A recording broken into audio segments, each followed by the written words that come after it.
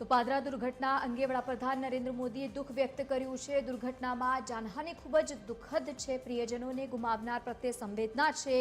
તો બીજી તરફ પીએમએનઆરએફ તરફથી સહાયની પણ જાહેરાત કરવામાં આવી છે। મૃતકના પરિવારજનોને 2 લાખની સહાયની જાહેરાત છે, જ્યારે ઘાયલોને ₹50,000ની જાહેરાત આપવામાં આવી છે। મહત્વનું છે કે વડાપ્રધાન નરેન્દ્ર મોદીએ વડોદરા દુર્ઘટનાની નોંધ લીધી છે, તો બીજી તરફ નોંધ લીધા બાદ આ સહાયની જાહેરાત કરવામાં આવી છે। વડાપ્રધાન નરેન્દ્ર મોદીએ સીએમ ભૂપેન્દ્ર પટેલ સાથે ટેલિફોનિક વાતચીત કરી દુર્ઘટનાની માહિતી મેળવી છે। બ્રિજ દુર્ઘટના પર વડાપ્રધાન નરેન્દ્ર મોદીએ દુઃખ પણ વ્યક્ત કર્યો છે, તો બીજી તરફ દુઃખ વ્યક્ત કરતાની સાથે જ મૃતકો પ્રત્યે પીએમ મોદીએ સંવેદના પણ વ્યક્ત કરી છે।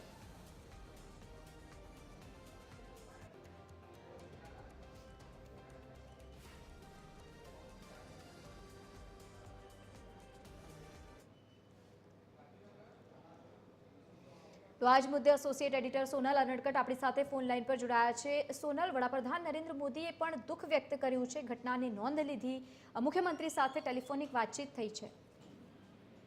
જી, વડાપ્રધાન નરેન્દ્ર મોદીએ વિદેશથી પરત ફરતાની સાથે જ સીધી વધુ એક વખત ગુજરાતની ચિંતા કરી છે અને મુખ્યમંત્રી ભૂપેન્દ્ર પટેલ સાથે ટેલિફોનિક વાતચીત કરી તેમણે જે આજે ગંભીરા બ્રિજની દુર્ઘટના બની છે તે સંદર્ભે માહિતી મેળવી હતી અને દુઃખ પણ વ્યક્ત કર્યું હતું।